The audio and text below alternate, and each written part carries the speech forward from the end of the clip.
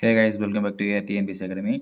7th standard science bookல page number 3ல இருக்கக்கூடிய ஒரு இம்பார்ட்டன்ட் லைன் பார்க்க போகிறோம். ஃபர்ஸ்ட் ஒன், ஏன் பாதரசம் அல்லது ஆல்கஹால் வெப்பநிலைமானிகளில் பயன்படுத்தப்படுகின்றது? ஓகேங்களா? ஸோ இந்த கொஸ்டின் ஆன்சர் தான் பார்க்க போகிறோம்.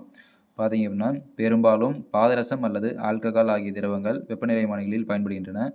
ஏனெனில் அவற்றின் வெப்பநிலைகளில் மாற்றம் ஏற்பட்டாலும் அவை திரவ நிலையிலேயே தொடர்ந்து காணப்படுகின்றன. ஓகேங்களா? மேலும் சிறிய அளவில் வெப்பநிலையில் ஏற்படும் மாறுபாடும் அத்திரவங்களின் கன அளவில் மாற்றத்தினை ஏற்படுத்தக்கூடியதாக உள்ளது. வெப்பநிலைமானியில் உள்ள திரவங்களின் கன அளவில் ஏற்படும் இம்மாற்றத்தினை அளப்பதன் மூலம் நாம் வெப்பநிலையினை அளவிடுகின்றோம். ஓகேங்களா? ஸோ இந்த காரணத்துக்காக தான் பார்த்தீங்கன்னா வெப்பநிலைமானிகளில் பாதரசம் மற்றும் அல்லது ஆல்கஹால், ஓகேங்களா, பாதரசம் பயன்படுத்துவாங்க, இல்லை அப்படின்னா ஆல்கஹால் பயன்படுத்துவாங்க. ஸோ காரணம் பார்த்தீங்கன்னா அவையில் வந்து எவ்வளோ வெப்பநிலையில் மாறுபாடு ஏற்பட்டாலும் அவை தொடர்ந்து திரவ நிலையிலே நீடிக்கும். அதேமாரி சிறிய அளவில் வெப்பநிலையில் மாறுபாடு ஏற்பட்டாலுமே கூட அதோடைய கன அளவில் அது ரிஃப்ளெக்ட் ஆகும். ஓகேங்களா? ஸோ இதனால தான் வெப்பநிலைமானிகளில் பயன்படுத்தக்கூடியது என்று சொல்லி கேட்டாங்க அப்படின்னா பாதரசம் அல்லது ஆல்கஹால். ஓகேங்களா? Okay, thank you.